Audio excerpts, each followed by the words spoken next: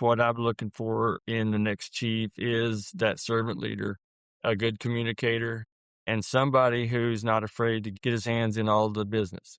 I want somebody who rides along with his officers. I want someone that all the officers know they can go to and talk to, that's not on a pedestal or out of reach or behind a closed door.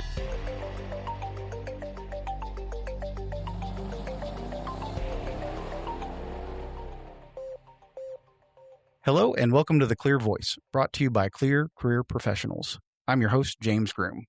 Today we are talking about a police chief opportunity in Pampa, Texas, which is in the beautiful Texas Panhandle. This PositionCast is also a first for me as I'm serving as a recruiter for this position, so I'll be doing double duty as your host and your recruiter. With us today from Pampa is the city manager, Shane Stokes, and the assistant city manager, Dustin Miller. Gentlemen, welcome to The Clear Voice. Thanks, James. Appreciate it. Looking forward to finding our new police chief. Thank you, sir. When we started talking about this, I know, Shane, even when you came on today and last night, you seemed a little nervous about this.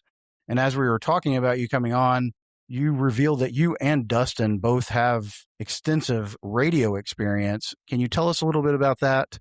And again, don't be nervous because we, unlike the radio, have an edit button. Yeah. Well, obviously, we both have faces for radio. When my daughter and son were playing high school sports, I did the radio broadcast for our high school softball and baseball teams and did that for several years and been on and off the radio, obviously, with interviews as a city manager. And then Dustin did pretty much the same thing with high school basketball. Still doing basketball. It scratches the itch of the old coach that's in me. Also, the public information officer for the city of Pampa. So, we do a lot of these interviews, whether it's online or cameras. So it's not too terrible, but we'll see how easy you take it on us. I think you guys are going to be doing great. I don't know much about sports broadcasting. I just know that there's a play-by-play guy and a commentary guy usually. So did you guys have to pull double duty or did you fill one of those roles? Well, I was the play-by-play guy. I think Dustin's more the color commentary in basketball. But yeah, we've probably done a little bit of both through the years. Well, it seems like you're a perfect team then. You've got both sides of that coin.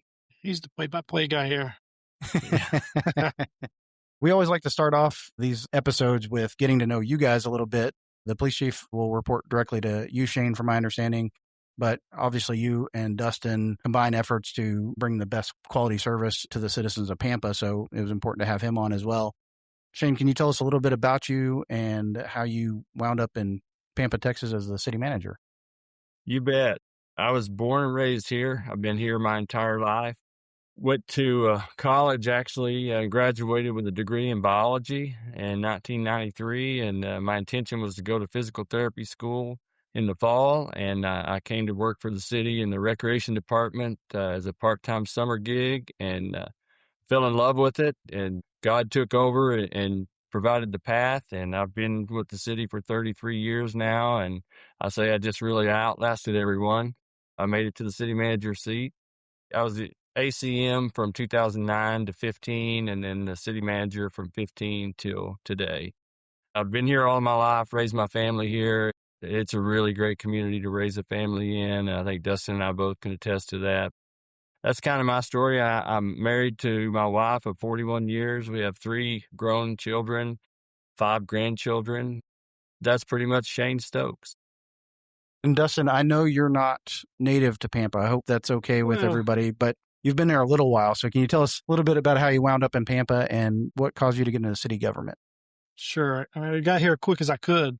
I had no choice. I was born in Oklahoma and we moved here. I started kindergarten in Pampa. So my dad, he coached in Pampa when he first got here, and then he got a job out at the carbon black plant here. And so this has just been really home for me as well. I graduated high school here, went off to college, came back to Pampa as soon as I graduated from college looking for a job. So that's kind of how my path has always been Pampa. Pampa is the heart of me. I started out working as a business administrator for an ophthalmologist practice here in Pampa, and then that practice closed, and I went into the teaching coaching career at Pampa ISD, so I spent about a decade there. This is how I got to the city. In those summers when I was teaching, I worked for Shane at the old swimming pool here in town, and we opened a water park. At the end of that summer, I was visiting with Shane. He was like, "Hey, have you ever thought about getting into working for the city of Pampa?" And I said, "You know what? Things get a little rough in public schools sometimes. I'm kind of contemplating on moving on." And it just worked out. Shane said God's plan, and I started here in 2012, and it's hard to believe, been here over 14 years at this point. Started as the assistant to Shane in community services, and when he promoted up, I went to the community services director, and then it's been about almost 3 years since I filled in as the ACM. My wife is a Pampa girl. We have 3 kids, and they all live in Pampa. I'm lucky to have all my children in the same zip code, and now a grandbaby here as well. So it's a great place to be. Yeah, I was really impressed coming up there to visit with you guys. I've been up to the Panhandle before, and I think been through Pampa. Mostly was in Canadian. My wife's from the Panhandle, and that's where we were dealing with some family issues up there in Canadian. But when I was up there visiting with you guys, one of my favorite things was the sunset that I saw. Somehow I managed to not get a picture of it on my return visit. I'll have to try to see if I can catch the sunset again. Yeah, James, my wife and I try to travel as much as we can, and I've been points all over the world, and I would say I've never seen sunsets any better than we can see here just on about any night this time of year for sure. That's kind of an unknown little secret about the Panhandle is you get to see it come up and you get to see it go down, and a lot of folks don't get to enjoy that. It's beautiful country up there. Shane, can you tell me a little bit about your leadership philosophy and how you interact with department heads? I already mentioned God, James, and not going to hide from that. Servant's heart, servant leadership is big here. We are a pretty small community. We're about 18,000 people. Community policing and being involved with the community is important to us. But as far as just oversight of the entire city, we've got a great leadership team and looking forward to adding to that. Good group of folks here, and I'm looking forward to who gets to join that. Okay, Dustin, I'm going to turn off Shane's hearing so you can tell us how it's like to report directly to Shane. That's easy to talk about, and you could probably ask anybody on the leadership team. You're not going to find a better person to work for than Shane. What he just said is the absolute truth, and how he operates. His door's always open, and sometimes I tell him too much, but he's open to anybody that, from a parks worker to the fire chief to the police chief, is his open door policy. He is a God-first man, and I think you'd be hard-pressed to find anybody within our city that didn't have a good word to say about Shane and his leadership skills. He's taken Pampa to, since he's been in this role, probably different places than it's ever been before. So I honestly can't say enough good things about Shane. And if he can hear that or not, it's just the honest to God's truth. Well, I can't hear it, Dustin. Thank you very much. It's the truth. I was very impressed with talking to both you guys. I really enjoyed my time there, and that's not just because we're working with you on this. Shane, one of the things while I was there, I got to visit with the commission, and I was very impressed with their professionalism and the questions that they ask about the recruitment, and they're obviously concerned about getting the right person there. I know the police chief won't necessarily report to the commission, but obviously they've got to have a good working relationship with them. Can you tell us a little bit about the commission and what people can expect? We've got a really good commission right now. In fact, I've been blessed with my time as city manager to have different folks. Obviously, they're on 4-year terms, so we get turnover. And last one was a pretty big turnover. It was 3 out of 5. But we were blessed with the 3 that we picked up, and really good, down-to-earth folks that are obviously interested in civic duty because they get paid $20 a month, so $10 a meeting, whether they show up or not. So they're committed, and my philosophy, James, is that my executive leadership team, which basically consists of myself and Dustin, and then the police chief, the fire chief, the finance director, the community services director, public works director. I think that's it. I encourage communication directly between them and our elected officials. I don't require them to go through me. They have an open relationship with the elected officials. A lot of cities have council members, but ours are commissioners. Our commissioners have the ability and do often, just communicate directly with the directors here at the city and can take care of a lot of things without having to, muddy up the waters, having to go through proper channels. So we're pretty wide open, pretty loose here. But you're right. Along with that comes the negative side. To somebody choose out a commissioner, they can get on the phone and call the police chief and say, "Hey, I'm tired of getting my tail chewed out about this. What are you going to do about it?" It's an open relationship, and I think there's a lot of respect on both sides. That's amazing. And when we're looking at the organization as a whole, the entire city apparatus, one of the things that I liked is you brought me a card and a business card, and it had the mission statement for Pampa on one side, and then on the other side were 10 absolutes. I'll try to post these, maybe not with the podcast, but at some point in time, people can come to our website or our LinkedIn and look at the card. But it starts off with do what's right, and then the second one is laugh at work. I won't read them all, but I like both of those as a starter. And then it ends with follow the golden rule, which I think if we all just followed the golden rule, we wouldn't need police. We wouldn't even be here talking about this position. Tell us how important that mission statement is and those absolutes are. It's very important to us. And truly, we live by that and we preach that. And we talk to our department heads and all employees about it every chance we get. And you're right, it starts with do what's right, because at the end of the day, that's the bottom line here. No matter what you're doing, no matter what the decision is or what you're working on, if you effort to do what's right, 9 times out of 10, it's going to work out good for you. So laugh at work again. You said that. That's very important to us. This is not a grind here. It's a family, and we come to work and we laugh with each other. One other one in there is pretty big to me, and that's prayer. It's okay. Prayer is okay. In fact, it's even encouraged. We also have one that I kind of like. There's no such thing as that's not my job. Every job is your job. I came up through the ranks and I cleaned restrooms in parks and I did all the things and have never been ashamed of that. It's never been a deal to me. And I kind of expect that out of my folks too. And I see it. I'll see Dustin out literally cleaning a restroom at Celebration of Lights, which is a big event we have in December. I'll see the police chief, out picking up trash around City Hall. It flows down. And so, yeah, we take the absolutes very seriously. I was telling you I'd read a book at one time that was called Non-Negotiables, and I love the idea of that being kind of the foundation and the cornerstone of your company is a set of guidelines, if you will. Obviously, if an employee doesn't do those, they're not in trouble or anything, but they're kind of the foundation of our organization here, and we're really proud of that. And when you're looking at, the executive team and then how the departments interact with each other, what's the expectation for the police chief on how to integrate the police department with the overall city? That's a good question. And we not only encourage that, but I insist upon that. I told you I'd been here for 33 years, and I can remember when I first started back in the day, the water department would not loan a screwdriver to the streets department. It was, this is ours, you stay in your lane. And they were really what I call dark black lines that divided all the departments in the division. And I've made it my effort to try to gray those lines and ultimately get rid of those lines altogether. And I think we've really done a good job of that. The last 10 years or so, you'll have departments responding to help out without even being asked. Literally yesterday, I looked out my window here at City Hall and we had the Parks Department breaking out some concrete. We're going to put sod in. We had Parks Department, we had Water Distribution Department, we had Wastewater Collection Department, we had Code Enforcement. They see the need and they jump in there as one big family, and that's kind of the way we look at it. We're one big department. I think Pampa is interesting because it's not a big city by any means, but it's not a small town. It's really got a good size where I imagine you know a lot of the people that work there on a personal level and know some things about them, even sitting at the city manager level. You're not just a number when you work at Pampa, but you're big enough that there's some fun things to do and there's a lot of neat things that you can get accomplished.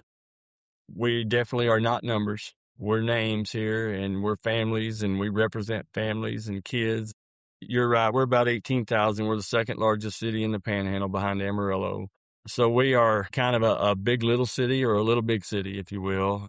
Pampa kind of services the eastern half of the Panhandle, and a lot of those folks come here for shopping and things. So we see a lot of different folks through town, and we've got some development going on right now where we're seeing a lot of different people from other states coming in that are working on that development. It's very small. It's a hometown atmosphere.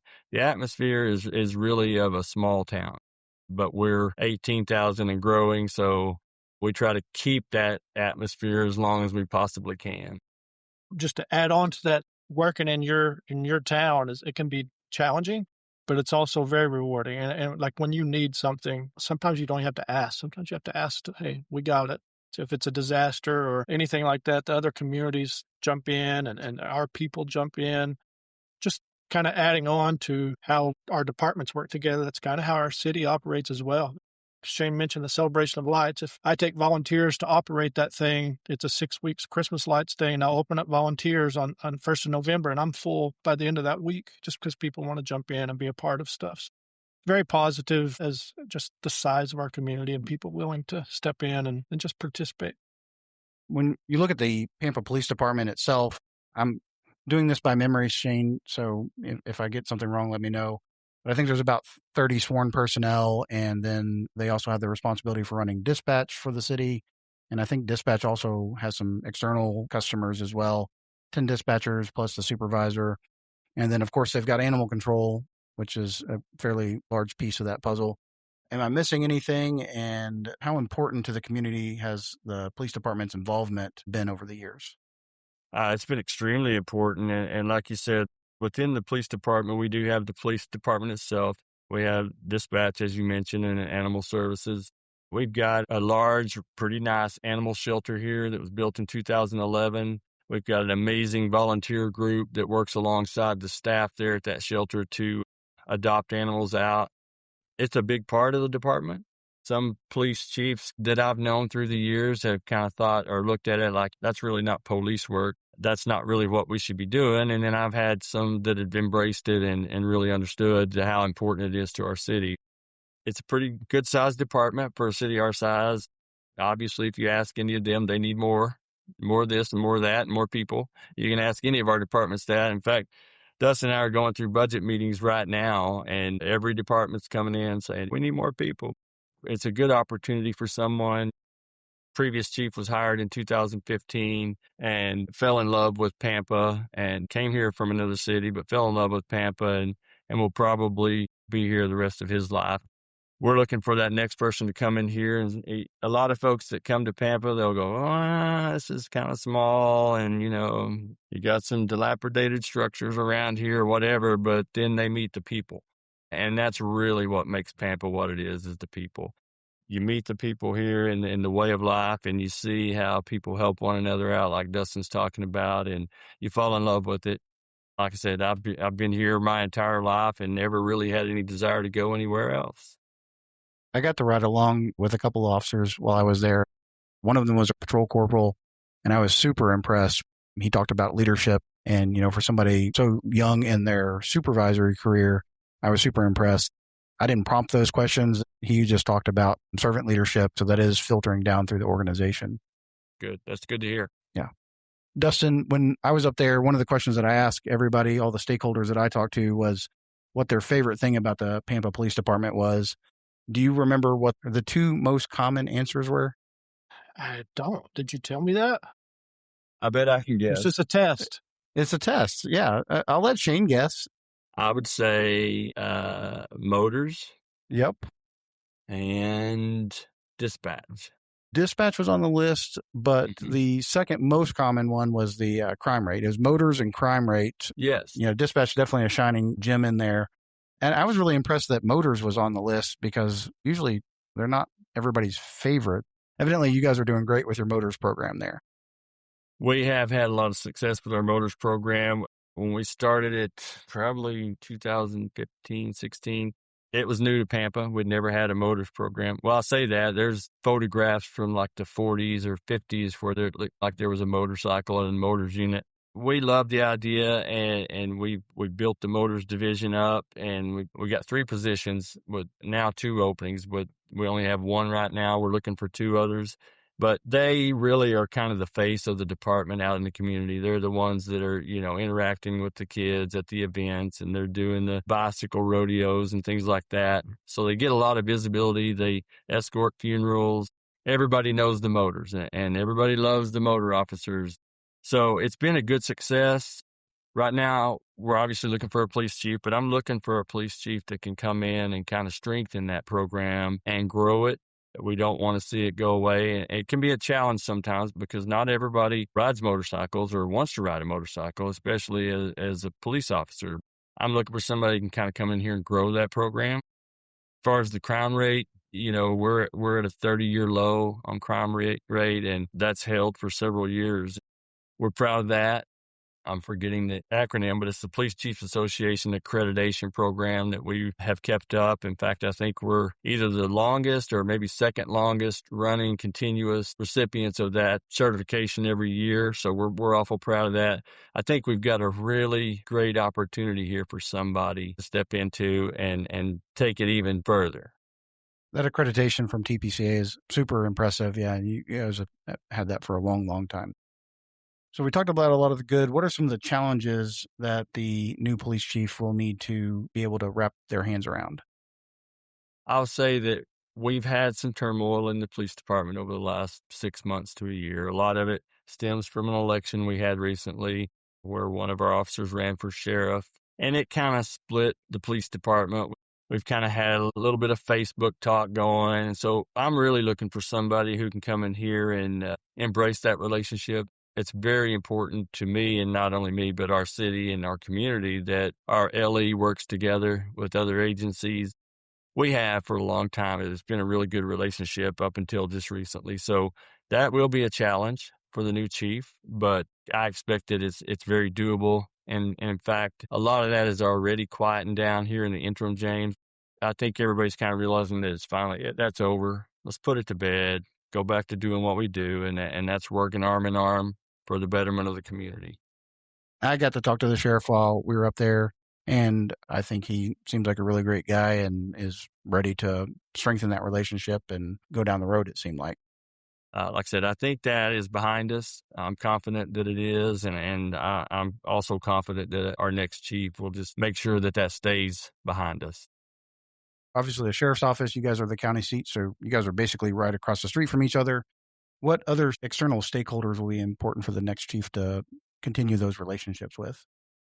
Well, obviously, all the big stakeholders in the community, but in law enforcement, we have DPS here. Also, got an EMS service that they work pretty much hand in hand with the fire service. Our fire chief is a good guy, young man that is really intelligent and really does a good job for us there. He's always very open and welcome to working together with police or sheriff. So I think obviously the law enforcement agencies, but also the school district. We've got an SRO program, so we work hand in hand with our school district there. Got a program where we go into the schools and we train volunteers on how to carry a handgun in the school and how to handle that. So we've got a really good program. We've got the basis in place here. Like I said, I just feel like this is really going to be a great opportunity for somebody, and excited to see who it is.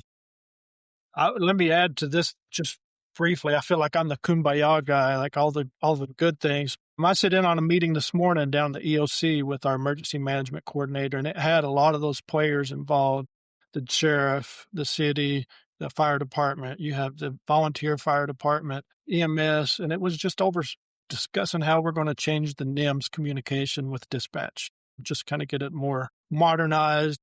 As the public information officer, when the EOC is activated and you see all those people come together, and whether it's a wildfire that's threatening outside of our city limits, or God forbid a tornado hits part of town, whatever it may be, to see all those entities come together and work, it's quite a sight to see, because will we all be in the same room? And it's one team, one city, one county, and we're here to make sure everybody's safe and protected. That obviously presents challenges outside when those aren't those crazy catastrophic events. But I do want people to understand when it is time to work together, those guys work incredibly well together. And I'm talking all entities. All egos go out the door, and it is what can we do to make sure everybody's safe and this situation's handled. I wish the community sometimes could just be in the corner and watch that thing work. The people that you're talking about coming together, that's a reflection of the community as a whole, I think. Talking to some people and getting to hang out in Pampa for a little while. It's pro law enforcement. It's hardworking people that really care about Pampa that live there. Dustin, can you tell us a little bit about if the new chief is moving in from a different part of the state or even another state relocating? What can they expect from the community? I'll tell you this, Shane hit on a little bit a minute ago with our former police chief, but we had a rebranding committee probably 3 or 4 years ago. And basically, we redid the logo, the slogan, the website, all the things. The theme that that committee came up with is welcome home. And that's on our website, and we put it on our shirts. And I just think, when people come to Pampa, like, it just feels like home. That is how they're embraced by the community. That's how they're embraced by us as servants to the community. He said this, and it sounds so cliche, but they fall in love with the people here. Is it the most grandiose city you've ever seen? No, but the downtown has brick streets, and the events that are on the brick streets, once a year, and just to see people come together, it's an easy sell once you're here, and people just fall in love with it, and they end up calling it home. You'd be shocked. My classmates, I'm never coming back to Pampa. As soon as I can graduate, I'm out of here. 10 years later, they're here with the family, and it's funny how that comes full circle, and they're back home. Shane, tell us about the community. What's your favorite part about living in Pampa? Oh, obviously, again, the people. It stands out. And if you're here for more than, 4 or 5 hours, as you were, James, you kind of see that. Whether it's, at the grocery store or wherever, people are good folks and they're here to help. We have our issues too. We have our Facebook STPs. We call them the same 10 people that like to gripe about everything that we do. And in fact, I kind of chuckled earlier when Dustin said, that school district can get a little tough sometimes with public perception and all. And I thought, yeah, you jumped from the frying pan right into the fire here coming to municipal government as far as not being popular all the time. And I say STPs, and that's kind of a joke, but it's really real. If we have something that just really blows up negatively on Facebook and it just seems like the end of the world, and then you kind of start looking and it may be 50 people out of 18,000. Sometimes you have a very vocal minority that's out there saying everything, but the vast majority of the silent majority is pretty much happy being here and happy with the way the city government is working. Sometimes we have to remind ourselves or each other of that, yeah, that was 15 negative comments, but it's 15 negative comments from the same 3 people, and we've got 18,000 of them living here. So it's the people. Anytime Facebook comes up, I always point people back to Sam Tolles with Civi Social. So go look him up. He will teach you how to work with the STPs and how to get past that, because it's not just a Pampa problem. It's pretty widespread. Right. Can you guys tell us, for somebody coming in, what kind of recreation activities could they have in and around Pampa? Pampa's close to, a lot of outdoor things. If you're a hunter, if you're a fisher, hiker, those kind of things. Outside of what goes on inside of the city, what can people find nearby or quick weekend trip away? We have 2 golf courses here in Pampa, but we're 50 miles from Amarillo, which really offers about anything you could want. Fishing and hunting. Hunting is a big thing here. Motorcycle enthusiasts love riding up here because you literally can see horizon to horizon in any direction. We have hills and canyons and things that are good for riding as well. As far as Pampa goes, we've got, like I said, we've got golf, we've got our water park, we've got recreation programming and things like that. Sometimes we hear it a lot, and there's nothing to do in Pampa. Well, there really is if you just look. And then, like I said, we're close enough to Amarillo, which is a city of about 200,000 people they have a lot of amenities as well. Plenty to do here, but one of the things that a lot of people like to do most is nothing. So watch that sunset, watch that sunrise. But yeah, there's plenty to do. Dustin, you could probably add on to that for sure. You and I had this discussion the other day at TCMA conference where somebody was talking about how many parks they have within walking distance. Well, Pampa has 42 parks. Now, some parks are less than a quarter acre. I mean, we're talking some are just a street corner. Not all those parks have playgrounds and all the things, but we have a hike and bike trail that runs through our entire city. We have obviously a very large central park. We have a recreation park that has a softball complex, a rodeo arena complex, a city lake, RV campsites. People talk about there is not much to do, but when you really start looking at it, we got a lot going on. And generally about every quarter, there's a pretty large event in Pampa. We're coming up on July the 4th. We have a hometown Independence Day celebration where we'll have 10 to 12,000 people at that thing on the park just that one day. We have the Top Texas Rodeo. In August, we'll have Pampa Fest, which is just a large music festival in the downtown. I mentioned the Celebration of Lights that runs through November through December. just got through with burning the bricks, which is just a bunch of old vehicles cruising downtown and a car show. There's just a lot going on. If you really wanted to get down to it, we've probably something monthly for people to do. A lot of us long timers like, what is there to do? Our kids growing up, there's nothing to do in Pampa. Well, when older they get, they realize there's quite a bit. And Shane and I joke about this, but we probably have a park within less than a mile of where you're going to live in our city limits. That's walking distance. You'll see a lot of people just walking to the park and just spending some time. Sometimes it's nice for just chill, relax, unwind a little bit. So we got a lot of places to do that. Yeah, I'll add to that one, James. We just finished up phase 2 of a downtown revitalization project where we're replacing all the sidewalks in our downtown area. The entire project will ultimately add lighting and everything else, but we've made a lot of improvements downtown. And literally from August through the end of the year, you'll have Friday nights where the merchants all stay open later. And you come downtown now and where it had gotten to where it was pretty much a ghost town downtown, but now it's active and there's kind of that nightlife. Like I said, they'll have the events where all the merchants stay open late. And I'll tell you what, that's refreshing for us old dogs that have been wishing for that for so long. We've been able to secure a couple of grants to help us with that. We're making great improvements in the downtown area. We kind of overlook it a lot, but we have a beautiful downtown. The architecture on the buildings downtown we've got what's called it's called $1 Million Row, and that is the courthouse, city hall, and the fire station and a hotel.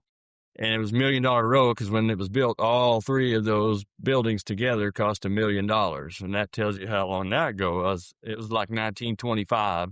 But the architecture and everything on the buildings downtown is just beautiful.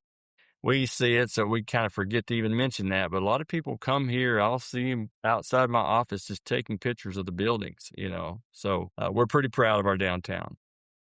I have a camera roll full of pictures of the buildings downtown because I was really impressed. I take pictures of myself anytime I find a phone booth, and you guys have a early 1900s phone booth over there in your building. So I appreciate it. I got to add to my collection. Well, good. I'm glad you did. Yeah, we're proud of that as well. Yeah, our phone booth in City Hall. We had to keep an eye on it till James left town. He kept eyeballing it over there. Yeah, definitely. Can you guys tell me, when you're thinking about the person coming in, obviously the brochure's got minimum expectations, minimum qualifications, and then preferred qualifications. But the brochure, it's hard to capture the type of leader that you're looking for, what traits that they need to have, how you want them to communicate inside the department and with the community and with other staff members at the city and yourself.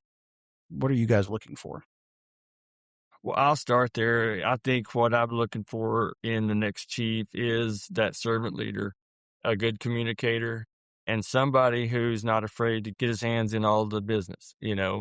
I want somebody who rides along with his officers. I want someone that all the officers know they can go to and talk to, that's not on a pedestal or out of reach or behind a closed door. Dustin mentioned earlier, my door policy is literally it's open. If you have something you want to talk to me about, you come on in. And that's kind of what I'd like to see in our police department as well.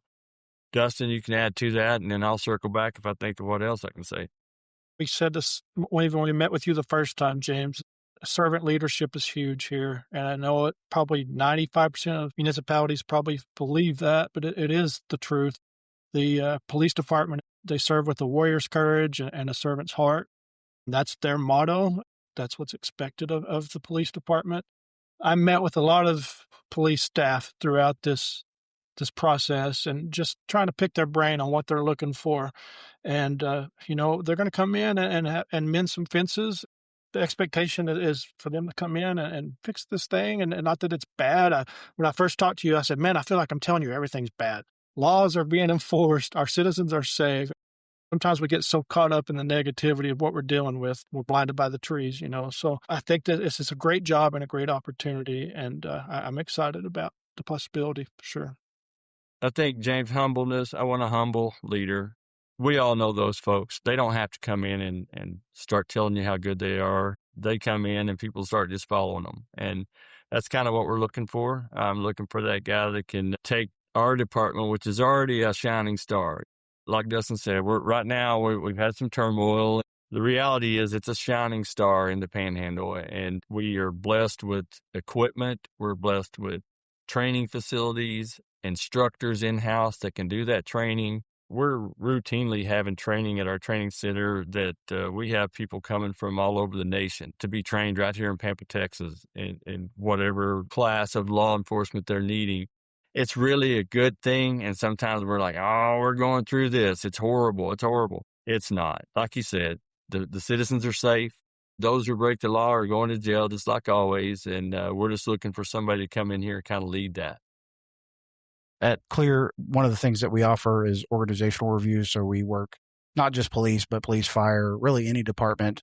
One of the things that we offer is to be able to come in and give an operational assessment to a city manager or city council about how that department's functioning. So we see, unfortunately, a lot of police departments that are very challenged, much more than you guys are. I was very impressed being there, interacting with the staff. They're all super professional. Everybody that I talked to exhibited great characteristics of people. So I know we're going to find the right person for you to take you to the next level. All right, Dustin, I gave you a prompt earlier. I'm ready for you to give your line. Okay, James, can you tell us how candidates can apply and get more information about this role, and just what can they expect from Clear? Dustin, that's a great question. I'm glad you asked. Thanks. Potential candidates can visit our career opportunities tab on clearcareerpro.com, where they'll find this podcast. They'll also find our brochure. They'll find some more information about the position. My information's on there. So if you have questions about anything, really, you can contact me.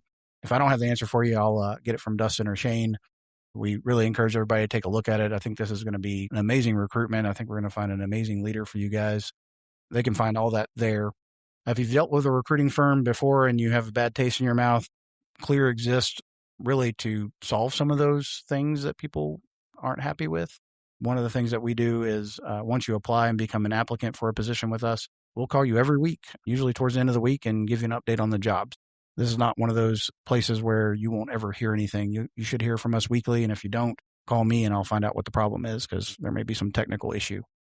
We will keep you updated about the role, hopefully telling you that you're moving on, but at the time when you're no longer considered, we'll definitely let you know about that as well. We think it's important for candidates to know how valuable they are to the process. We can't hire anybody if candidates don't show up, and we want to make sure that they're informed and they have a place to ask questions. That's what you can expect from us. Dustin, again, I thank you for asking. You nailed it. James, I would just like to say at this point, I think you guys are really doing a good job. You're a pretty young company, but I think you're doing it right. Things like this podcast, this is an opportunity for potential candidates to literally meet Dustin and I and hear us talking about it and really kind of find out who we are. A lot of times you don't get that opportunity until you're in an interview situation. So hopefully we didn't scare anyone off. We are who we are. What you see is what you get. But I think that's a great thing you guys are doing. And beyond our success with our project, I wish you guys all the success because you're doing it right. Well, thank you. I appreciate that. And if this podcast scared anybody off, I would say that you probably didn't want them to begin with, because that's right. Yeah. It's about finding the right fit. For us, it's finding the right person. And that's why the podcast exists. I think we will attract plenty of candidates. Well, we look forward to meeting a few of those folks. Definitely. Absolutely. Dustin, as we wrap up, can you tell us if we missed anything that you think the next Pampa police chief should know? And if not, this is your chance to address potential candidates and let them know why Pampa is the place for them. I don't think we missed anything. I think we've hit on our expectations and our leadership style and how we operate around here. And I think we've hit all aspects of that. But we're just excited to find that right person wherever they come from, no matter who it is, where they come from, they'll be embraced. Just step in and let's get this thing rolling. We're excited. Shane, I've got the same question for you. If we miss anything, let us know. Otherwise, tell the candidates why Pampa. Well, I think the only thing I would mention is that we are committed from the top down, from myself down. We're committed to salaries, fair and competitive salaries. We have a compensation plan in place that we evaluate annually. And if we have folks in any aspect of our company that is being paid below the average for what they do, we get them up to that average. So we're committed to salary and staying competitive with our salaries. I mentioned the equipment and training opportunities we have here. We have almost a $5 million budget for our police department out of an overall budget of $30 million. They're very important to us, and we throw resources at it because of that. So, again, I think it's a great opportunity for someone, and that right person, we just can't wait to get them in-house and get going. Well, Shane and Dustin, I appreciate you guys for joining us today to talk about this amazing opportunity. Clear would like to thank both of you, the Pampa PD and the Mayor and Commission of Pampa, for entrusting us with this recruitment. To the listeners, thank you for what you do every day in your communities. For more information about this role, please visit clearcareerpro.com and check our career opportunities page. Don't hesitate to reach out to me if you have any questions. Follow Clear Career Professionals and subscribe to our newsletter on LinkedIn. Like and subscribe to The Clear Voice so you don't miss anything, and we will catch you next time.